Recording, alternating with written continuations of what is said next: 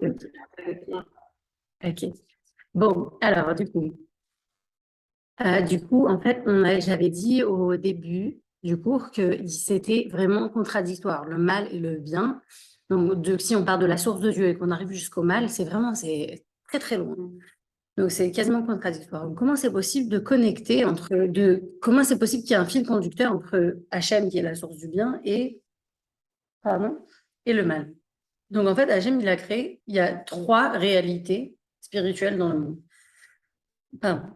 Il y a le bien, toutes les choses qui sont kadosh, les tfilines, la Torah, des choses qui sont kadosh en soi. Une personne, c'est kadosh. Il y a des choses qui sont mal. Je vais aller avec tous les êtres humains qui sont kadosh. On a tous une partie de Dieu en nous. Le juif, il a une différente réalité de Dieu. Il a une différente réalité de Dieu, mais il a aussi une partie. Tous les êtres humains, ils sont faits B'Tselem Elohim à l'image de Dieu. Donc, quand on est fait à l'image de Dieu, on ne peut pas ne pas être kadosh. Il y a une sainteté dans l'existence de l'être humain, dans ce sens-là. Il y a les choses qui sont mal, les choses qui sont impures en soi. Il y a des choses en elles-mêmes, par leur définition, elles sont impures. Par exemple, un animal non cachère, il est impur. Par exemple, quelque chose qui a été utilisé pour de la vodazara, ça devient impur. Un animal qui n'est pas cachère, il est impur. C'est-à-dire quoi? Un cochon, je peux aller le caresser. Je ne dis pas que tu ne peux pas aller le caresser, mais en lui-même, il est impur. Est-ce que toi, tu deviens impur quand tu le touches? Je ne peux pas dire. Mais en lui-même, il est impur. Les chiens. Tous les animaux pas cachers, ils sont impurs. Après, nos interactions avec eux, c'est différent. Mais l'impureté, c'est de le manger. On a le droit de leur faire du bien, même s'ils sont impurs. On n'a pas le droit de leur faire du mal, ça c'est sûr. Ça c'est sûr. Oui, oui. Mais même du bien. C'est du chesed de faire du bien aux animaux? Non, non, mais très bien. Ouais, t'as pris. C'est fait. Mais par exemple, je sais que le rabbi, il dit qu'un enfant juif, il doit être entouré de kedusha. Et donc, dans cet esprit-là, et c'est très intéressant parce qu'il y a un exemple dans le Navi, donc dans les prophètes, on raconte, il y avait un prophète qui s'appelait Shmuel. On raconte que Shmuel, en fait, lui, sa mère, avant sa naissance, sa mère, elle a dit à Hachem, si tu me donnes un bébé, moi, je vais le donner au Mishkan et il va te servir toute sa vie, il va servir Hachem toute sa vie. Il va être dédié, sa vie, elle va être dédiée au service de Dieu. Et donc, quand il a eu 2 ans, sa mère, elle l'a amené au Mishkan. Et on raconte dans un des chapitres, on raconte que Shmuel, il était enfant et on raconte où il dort. Et on peut lire l'histoire sans faire attention. Mais si on fait attention, on voit que où il dort, lui, il dort à l'entrée du Mishkan. Et donc, lui, il dort face au Mishkan. Le Mishkan, on avait dit, c'est le temple portatif, exact. Et de l'autre côté, derrière lui, il a le Kohen Gadol qui dort, le grand prêtre qui dort. Donc, si on fait attention, en fait, cet enfant, il grandit complètement entouré de Kedusha. Il n'y a rien d'autre à part la Kedusha qui existe. Et après qu'on nous raconte où il dort, on nous raconte que Hachem lui apparaît pour la première fois.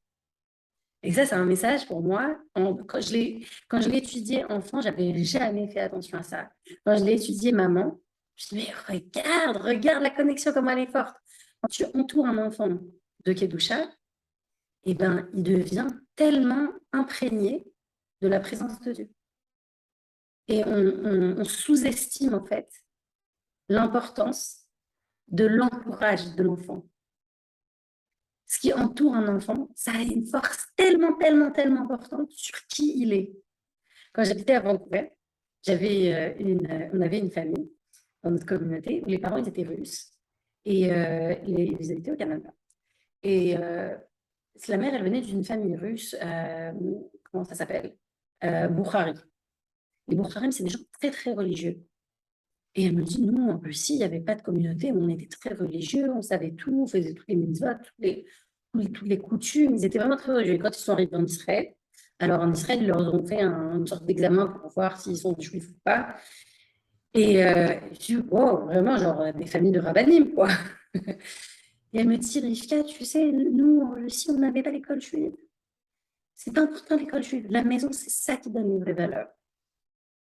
Je dis, attends une seconde. Tes enfants, ils parlent russe? Elle me dit, oui, bien sûr. Je fais, mais ils parlent mieux quoi, russe ou anglais? Elle me dit, non, ils parlent mieux anglais quand même. Je fais, mais où ils parlent russe? Ils parlent russe à la maison, ils parlaient tout le temps russe. Ben, de ton raisonnement, ils devraient parler russe beaucoup mieux, vu que de la maison, c'est ce qui est le plus important. Bon, elle a compris, mais elle n'a pas mis ses enfants à l'école juive. Elle avait, oui, certainement. Non, il y avait aussi parfois, il y a des habitudes qui sont très ancrées. Elle a aussi grandi à l'école non juive. Et pour elle, il y avait toute une culture derrière.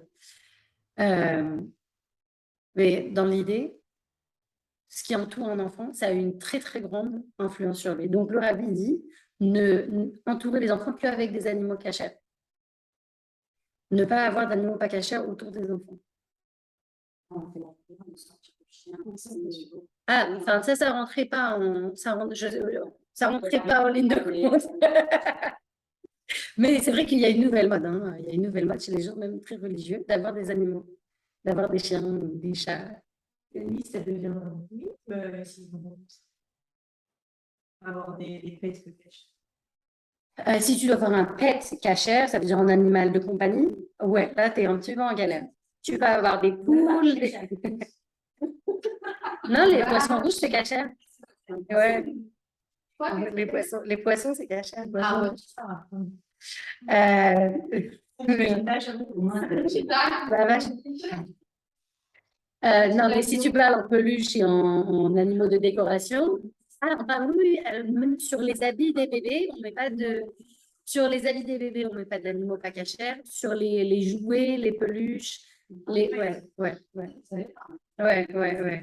Et tu sais combien de fois, j'ai des sœurs qui habitent dans des endroits où elles sont les Rebbetzens, tu vois. Et elles ont des bébés et les gens de la communauté leur offrent des super belles tenues, mais des tenues à 150 € avec le petit nounours super mignon, le petit lapin. Elle me dit ça, c'est mon Messirut Nefesh. Mais tu sais comment c'est dur? Tu sais comment c'est dur? Mais en fait, à la fin du compte, c'est pas le petit lapin sur la salopette qui va changer l'identité de l'enfant. Mais c'est quand on fait attention jusqu'au petit lapin sur la salopette. C'est quand on fait tellement attention à tous les détails, jusqu'au petit détail infime que même le bébé lui-même, il ne le voit pas. Parce que c'est sur la salopette, il ne le voit même pas. C'est ça qui fait que l'enfant, il est entouré de Kedusha. Parce que si tu fais un effort pour la salopette à 150 €, tu ne vas pas après lui acheter le petit livre de... je ne sais pas comment il s'appelle, le petit Choupi, c'est un nounours Choupi. Les petits livres comme ça, tu vas lui acheter que des livres qui sont des livres juifs. Et du coup, même les petits dessins animés avec les petits animaux, lapins qui parlent et tout, c'est pas une merde. Il ne faut pas, c'est très engageant de dire ça. Mais ce que je vais te dire, c'est une famille je vais te dire, une famille Chabad qui fait attention à suivre les instructions du rabbi, elle ne va pas les regarder. Moi, j'avais une période où mes enfants regardaient Oui, oui. Ouais, alors, c'est super mignon, Oui, oui, ouais. Non, mais rien, c'est rien. Non, il y a des petits. Si, il y a des petits. Il y a des petits caractères qui sont des animaux. Je ne me rappelle plus lesquels. Il y a un singe, je crois, il y a un chat, il y a des petits animaux là-bas. Donc, moi, je leur faisais regarder Oui, oui, parce que ça m'intéressait qu'ils regardaient des trucs en français. Et c'était des petites vidéos. Et comme il n'y avait que moi qui leur parle en français, ils n'ont personne dans leur entourage, je me dis, voilà, ça va les. C'est une mitzvah, hein? Petit bout d'avenne, comme ça, ils peuvent communiquer avec leur famille, c'est super important. Bref, bon, mais après, on a transitionné, quoi. Donc, ça fait que quoi? Ça fait que les enfants, en fait, ils sont non, oui, oui, en fait, ce qui était difficile pour moi, c'est que c'est des messages universels de bonté. Oui, oui, il est tout bon, tout gentil au pays des jouets, tout le monde est gentil au pays des jouets, c'est vraiment magnifique. C'est être gentil, être patient, être généreux, c'est vraiment ne pas être jaloux, vraiment faire le bien, c'est des bonnes qualités qui se transmettent. Mais en fait, l'idée, c'est quoi? C'est que toutes ces qualités que je veux qu'ils apprennent, ils les apprennent dans un contexte de Ketoucha. Alors, imaginez quand je fais ce cours dans une école moderne orthodoxe. Les enfants, ils sont perdus. Mais Morin n'a pas le droit de regarder de film. Je peux dire, vous n'avez pas le droit, mais j'ai dit que c'est pas cadeau, je peux regarder un film. Mais on regarde quoi alors? C'est ça, les notes. Les notes, le côté neutre, tu m'avais parlé la semaine dernière. Il y a un côté neutre qui peut aussi tirer vers le mal. Parce que si tu regardes des films, ça tire vers le mal. Ça peut influencer que donc, la semaine dernière, elle a expliqué que le mal aussi, c'est quelque chose de neutre, c'est ni bien ni mal. Mais ça peut aussi. Ça peut aller soit vers le bien, soit vers le mal. Exact. C'était mon point suivant que j'allais aborder. Ben, en fait, le truc, c'est quoi? Non, mais c'est une très bonne question. Parce qu'en fait, ce qu'on remarque, alors, il y a une histoire chassidique qui raconte qu'il y avait un homme, une fois, qui avait une redingote. Vous connaissez le redingote avec plein de petits boutons. Et c'était une redingote, en Russie, c'était très à la mode. C'était une redingote qui avait une centaine de petits boutons, minuscules boutons. Et la classe, c'était d'avoir la redingote toute boutonnée, ça faisait vraiment classe. Et il y avait un monsieur qui se promenait, il ne restait qu'un bouton. Je dis, ben, on t'est passé de vraiment. Comment c'est possible d'en arriver à un état pareil? T'as l'air vraiment complètement délabré. Parce que ta redingote, elle est censée avoir 100 boutons, maintenant, tu n'as que un. Je dis, ben, tu sais, ça ne se passe pas comme ça. Au début, il y avait un petit bouton qui est tombé. J'ai dit, un bouton sur 100, personne ne va le remarquer. C'est pas grave, c'est pas un problème. Et puis ensuite, il y avait le deuxième bouton, il a commencé à bouger. Je me suis dit, non, c'est pas grave, il va tenir. Mais, et ainsi de suite, jusqu'à ce qu'il n'avait plus de bouton, il ne lui restait qu'un bouton. Donc, en fait, c'est quoi l'idée? C'est de se mettre des limites de Kedusha. Et chacun selon où il se sent. Chacun là où il se situe. De se mettre des limites de Kedusha et de se dire, moi, mes limites de Kedusha, elles sont là. Maintenant, quand on ouvre ces limites, quand on pousse ces limites, plus on les pousse, plus on peut les pousser. Donc, mais après, vraiment chacun selon là où il se situe. Moi, pour moi, je montrais oui à mes enfants et je me disais, bon, il faut vraiment faire attention. Il n'y a vraiment rien de mal. Je suis consciente qu'il n'y a vraiment rien de mal. Mais dans mon esprit à moi, où ils sont censés être que dans la Kedusha, tu vois ce que je veux dire? J'espère que je me présente pas comme quelqu'un d'un peu élitiste, que je dis non, pour moi, truc. C'est pas du tout l'intention. Ok. Donc, si mon but, si ma norme, c'est qu'on soit que dans la Kedusha, donc ça veut dire que si on apprend une histoire sur le chesed, sur la générosité, la bonté, on apprend ça par une histoire, par exemple, de Abraham qui sert à manger à ses invités, pas par les copains de oui qui se disputent et qui vont se réconcilier. Donc ça, c'est ma norme. Si je repousse cette norme, après, je peux la repousser encore et encore. Et plus je la repousse, plus je peux arriver loin. Donc, plus je laisse un bouton se détacher et tomber, moins je vais avoir de boutons. Et puis après, ça va même plus être une redingote, ça va être juste un manteau déchiré. Tu vois? En fait, laisser la tentation de se mettre en danger. C'est pour ça qu'il faut se mettre ses limites. Se mettre en danger, c'est pour ça qu'il faut se mettre des limites. Tu peux le dire comme ça. Faut pas éviter les situations où il y a les tentations. Il vaut mieux En fait, il y a encore, je vais aller même un petit peu plus loin. Si toi, tu dis il y a un danger, ça veut dire quand il y a un danger, ça veut dire que tu sais que tu fais quelque chose de mal et tu dis non, mais je vais le faire quand même. Tu vois? Ouais, c'est déjà que. Je sais, mais en fait, ce qui est pire encore, c'est la perte de sensibilité.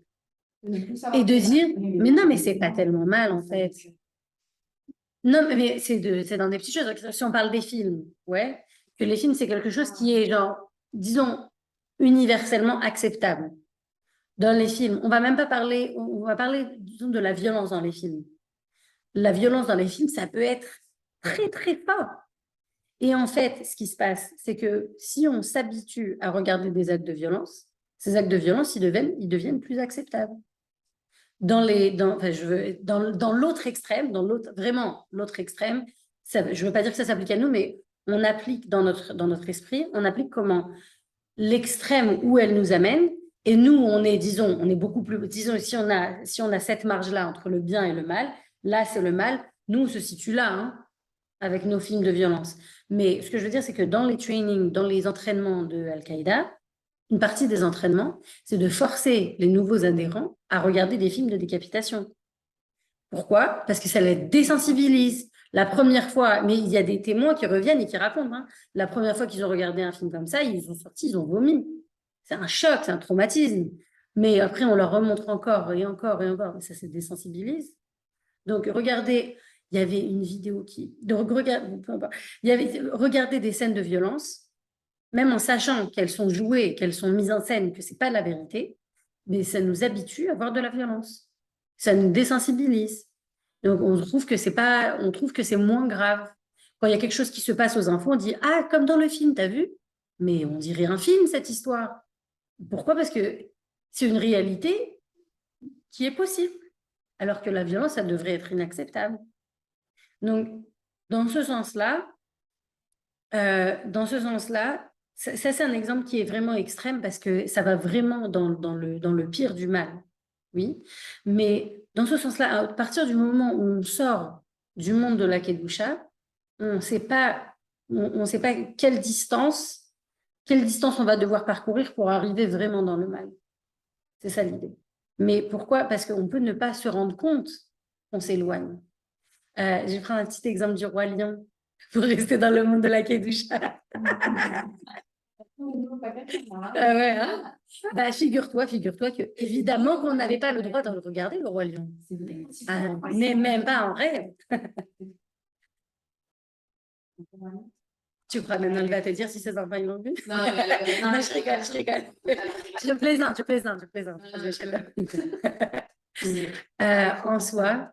En soi, dans le roi lion, le père, il dit à son fils, il lui dit, non, là c'est notre royaume, t'as pas le droit de sortir de notre royaume. Et le petit, il sort du royaume, il se sauve. Et au début, c'est tout kiffant. Il est sorti du royaume, mais il kiffe encore. Il y a les vallées, les montagnes, c'est tout beau, jusqu'à ce qu'il arrive au Yen. Et dans le Yen, il arrive dans l'empire du mal.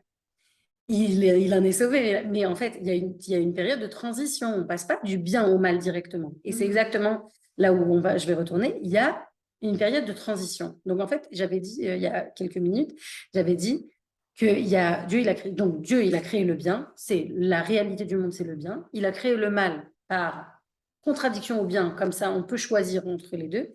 Mais la différence, l'écart entre le bien et le mal, il est tellement énorme que Dieu, il a dû créer, en quelque sorte, une sorte de pont entre le bien et le mal. C'est quoi ce pont? C'est les existences neutres. Les existences neutres, c'est à peu près tout ce qui nous entoure, tout ce qui est matériel, et qui est ni kadosh en soi, ni impur vraiment. Et c'est à nous, en fait, de décider, selon l'utilisation qu'on va faire de cet objet, ou de ce sentiment, est-ce que ça va être pour le bien ou pour le mal? Ça s'appelle Klipat Noga. Un exemple. J'avais donné l'exemple de la table. Je vais donner un autre. J'avais donné la table. J'avais dit la table, c'est quelque chose de neutre. En soi, une table, c'est un objet.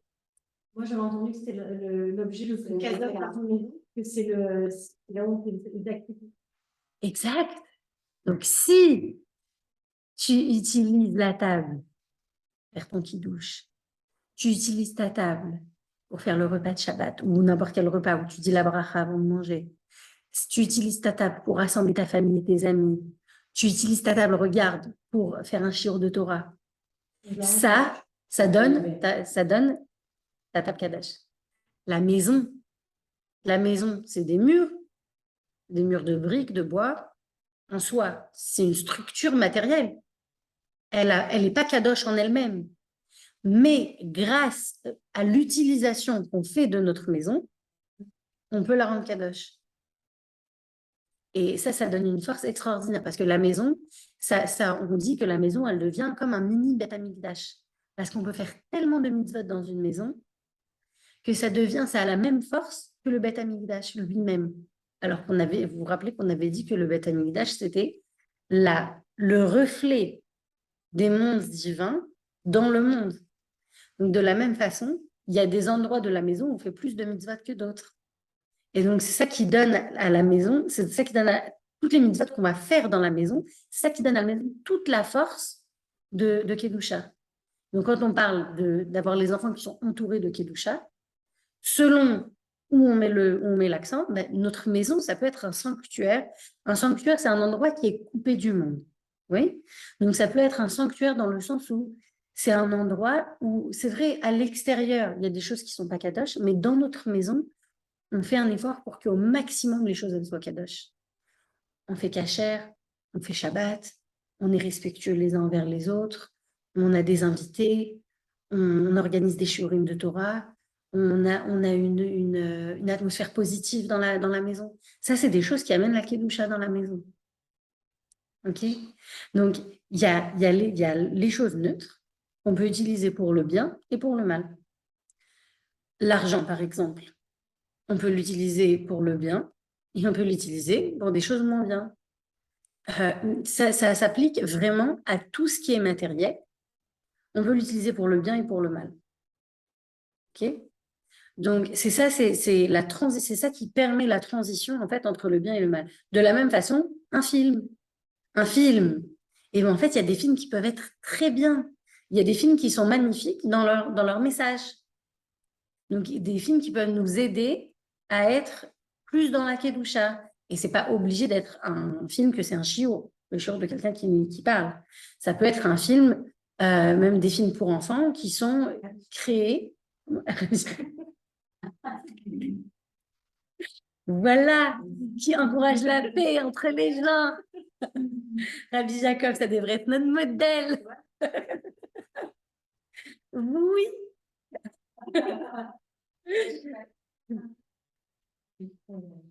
Euh, euh, donc, même les films, ça peut être des films bien et des films moins bien. Il y a des films qui sont passe-temps.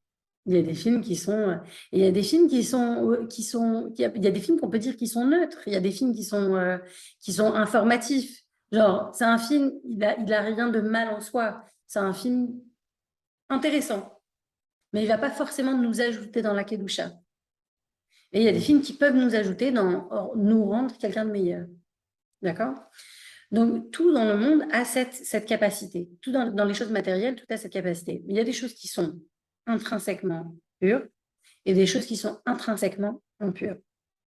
D'accord? Voilà.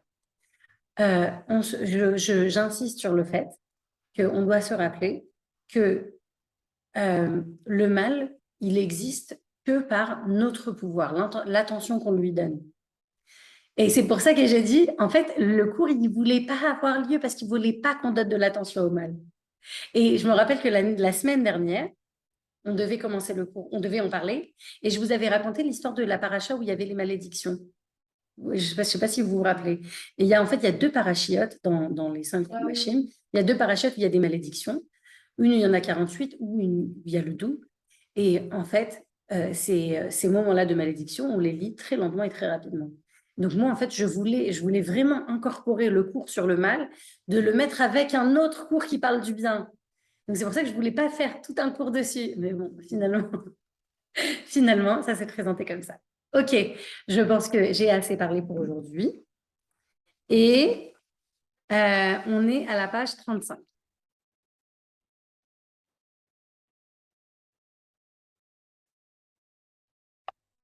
On est aux anges parasites. Vous êtes avec moi? Ok, moi la dernière fois, j'avais tout lu en fait. Quelqu'un veut commencer? Vas-y. En plus, ce domaine familial, on trouve les noms des maladies. Chacun en possède sa propre nature d'homme. Comme c'est le cas avec les noms de sainteté, chacun se trouve également relié aux deux dans un processus de transformation qui descend jusqu'aux profondeurs extrêmes du mal.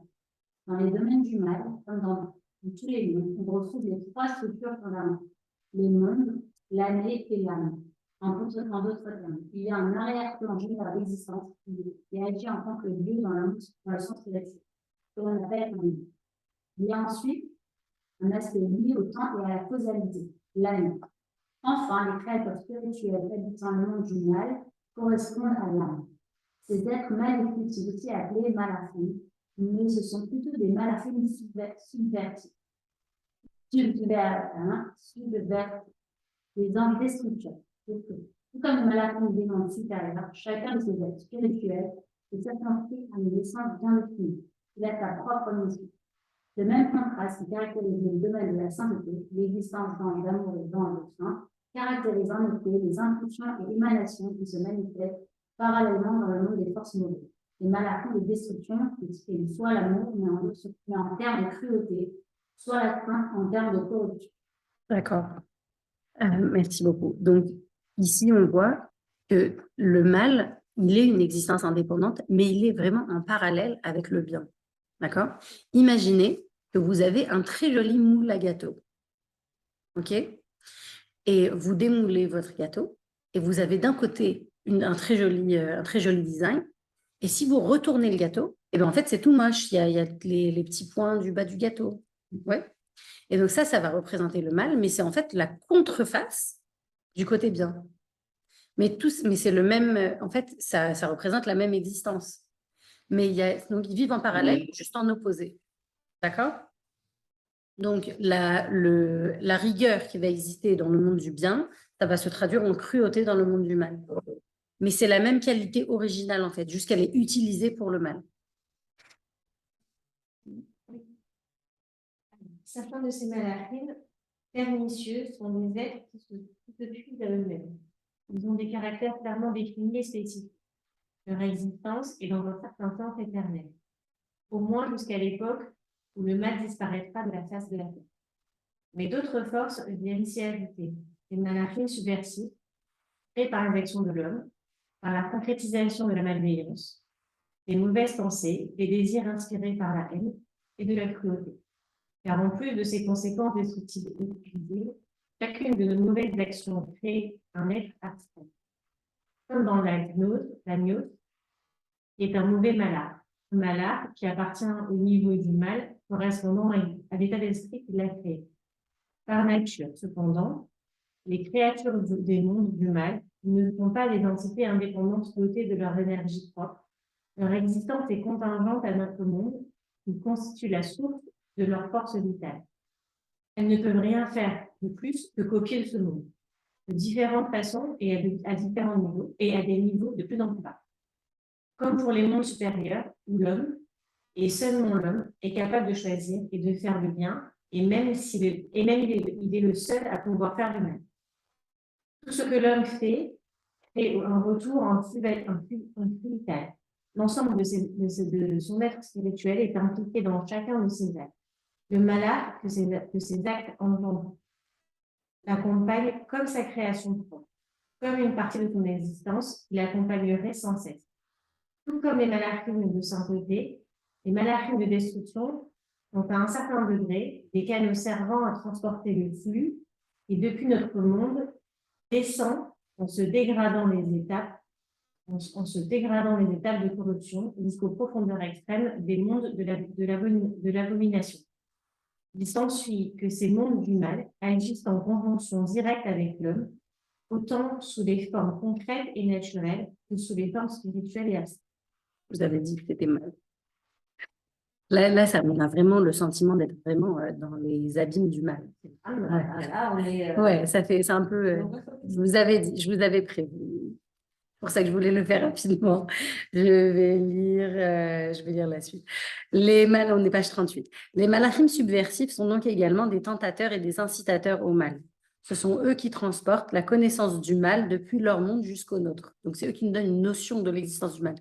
Plus un être humain fait du mal, plus grande est la force vitale que ces malachim en tirent, pour le plus grand bénéfice de leur monde. Si on réfléchit à l'histoire des moucherons, plus on laisse de nourriture dehors, plus il y aura de moucherons et plus ils vont grandir et se développer. Donc ici, plus on alimente le mal, plus il existe et plus il prend de la place.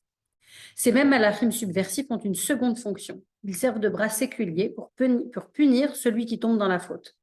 Le pécheur trouve en effet sa punition dans les conséquences inévitables de ses actes, tout comme le tzaddik ou le saint reçoit sa récompense dans les conséquences de ses actes méritoires. Wow. Autrement dit, la punition de celui qui pêche, c'est quoi? C'est le cercle vicieux dans lequel il s'enferme. Ça, c'est la punition ultime. Du fait qu'il a été amené à entrer en contact avec le domaine du mal qu'il a lui-même créé. C'est lui-même qui a créé cette relation. En rentrant dans le cercle du mal, il crée cette relation avec le mal. Et une fois qu'il est dans le mal, il a du mal à s'en sortir. Mission. Et dans la Mishnah, on dit Srar mitzvah mitzvah ou Srar avera avera. La récompense d'une mitzvah, c'est la mitzvah. Ou Srar avera avera. Et la punition d'une avera, c'est la avera elle-même. Je vous donne un exemple. C'est comme si vous dites à votre enfant d'aller ranger sa chambre. Il dit, maman, mais j'ai quoi? Tu me donnes quoi si je range ma chambre? Je dis, ben, tu auras une chambre propre. C'est une belle récompense quand même d'avoir une chambre propre. L'enfant, il n'est pas capable de comprendre parce que pour lui, ben, lui, il a juste travaillé. Lui, ça ne lui fait pas de différence. Il ne sait pas que ça lui fait une différence que la chambre, elle est propre ou pas. Nous, on sait que c'est bien pour lui. Donc, de la même façon, si on n'a pas vraiment de notion de la qualité, de l'impact de la mitzvah ou de la mauvaise action, on ne se rend pas compte de la beauté ou de la dureté que c'est de dire la récompense de la mitzvah, c'est la mitzvah. Parce que, a priori, tu dis, ben non, moi je veux une récompense pour avoir fait la mitzvah. Mais c'est ça la récompense. Ou c'est comme un enfant qui demande, on lui dit, mange tes épinards. Il dit, mais tu vas me donner quoi si je mange mes épinards? Eh ben ça va faire que tu vas être forte et en bonne santé. Ben non, moi je veux le biscuit qui va après. C'est comme Tania. Écoute, oh là, bravo, que la cavette. Mais non. Genre, en fait, c'est la mitzvah, c'est le fait de faire un mitzvah qui lui fait plaisir à elle. Elle s'en fout du reste. C'est magnifique. exactement ça. Et attends, tu vas écouter encore mieux. C'est qu'il y a des gens, quand tu fais une mitzvah, genre tu leur rends un service ou quoi, qu'est-ce qu'ils te disent? Ils te Merci disent, à toi. merci à toi, mais ils te disent, tiscou les mitzvot. Que tu mérites de faire encore beaucoup d'autres mitzvot. Donc, c'est quelqu'un qui se rend compte de la valeur que la mitzvah elle a. Donc ici, malheureusement, on est dans la contrebalance et on dit, en fait, c'est quoi le mauvais côté de la Havera? Il doit partir. Mais non, mais je sais, ne t'inquiète, ne t'inquiète pas. C'est bien intéressant, c'est génial. Merci, merci. Donc, la punition de la Havera, c'est qu'en fait, tu es dans un engrenage. Tu te prends dans un engrenage. Mais il faut toujours, toujours se rappeler qu'on est dans un engrenage, mais cet engrenage, tout le monde doit partir maintenant? Parce que je peux finir maintenant. OK. Ok, on va finir maintenant et on va finir sur. On n'a pas fini le texte, mais c'est pas grave. On va finir sur une histoire qui va montrer comment le mal, même si on dit on est pris dans un engrenage de mal, le mal en fait il est illusoire, il n'a pas d'existence propre. Ça c'est très important de s'en rappeler parce que comme dans l'histoire que j'ai racontée au début, où Rabbi Lévi Yitzhak qui dit oui mais tu as mis le mal tout autour de nous. Ce mal-là, il est illusoire. Le bien, c'est ça qui existe en fondamental. Vous connaissez l'expression non mais au fond c'est quelqu'un de bien? Le gars qui fait genre que des gars. Non mais au fond on est tous bien. Parce que la réalité de chacun c'est qu'on est quelqu'un bien. Parce qu'Hachem il nous a créé bien. C'est ça la réflexion, le reflet d'Hachem. C'est la bonté, c'est le bien. Alors, il y a une histoire du Baal Shem Tov. Et le Baal Shem Tov, il était... alors, je ne me souviens pas si le Baal Shem Tov, il était dans une choule ou s'il était dans les montagnes. Mais pour notre histoire, ça ne fait pas une grande différence. Et tout d'un coup, le Baal Shem Tov, il voit un démon. Dans la Kabbalah, on appelle ça un Shin Dalet. Parce que le mot, c'est, on ne le dit pas pour ne pas lui donner d'importance. Donc, on l'appelle un Shin Dalet, on épelle le mot. Et il voit donc un démon en face de lui. Ça existait souvent. Les démons, alors, ils existent, mais encore une fois, on n'a pas... Ils existent. Ils existent, mais ils n'ont pas accès à nous, en fait. Parce qu'on n'est pas dans une réalité spirituelle où on peut même se rendre compte qu'ils existent. Comprends? Donc, le Baal Shem Tov, comme il était très spirituel lui-même, donc il pouvait être conscient de la spiritualité positive et négative. Donc, il voit un démon en face de lui. Il lui dit « Je suis venu pour te détruire ». Le Baal Shem Tov, il le regarde et lui dit « Oh, quoi? Mais tu n'existes même pas ». Et le démon, il entend ça et ça l'énerve. Comme ça l'énerve, ça lui donne de la colère c'est négatif. Donc le démon, il grandit, il grossit. Il lui dit, je vais te pulvériser. Le Baal Shem Tov, il le regarde, il lui dit, mais toi, tu n'as aucun pouvoir sur moi. Vraiment, tu n'existes pas. Et le démon, il grossit encore plus. Et il devient énorme. Je vais t'écraser, tu vas devenir une poussière. Et le Baal Shem Tov, il commence à rigoler, il lui dit, vraiment, mais t'es rien du tout. Et la situation se reproduit encore 2, 3 fois et le démon, il devient gigantesque. Il lui dit, je vais t'écraser, tu reviendras au néant. Et le Bachatov, il éclate de rire. Il lui dit, mais toi, t'es rien. Tu n'existes même pas. T'es qu'une illusion. Et tout d'un coup, le démon, il s'est dissolu et il a disparu. Pourquoi? Parce que, en fait, le mal, si on ne lui donne pas d'importance, il n'existe pas. Il n'existe pas. Il n'existe pas par lui-même. Il existe seulement parce que nous, on lui donne. Donc, c'est une question de faire encore dans la vie ou pas. Voilà. Donc, même si on se sent pris dans un engrenage, eh ben, il faut savoir qu'en fait, l'engrenage, c'est comme on dirait qu'on a une montagne en face de nous, mais en fait, c'est juste une petite marche. C'est rien du tout. Donc, se rappeler que nous, on a la force de surmonter ça. Comme le Rabbi dit, le mal, c'est l'absence de vie. C'est l'absence de vie. Exact. Au prochain. Voilà. Merci.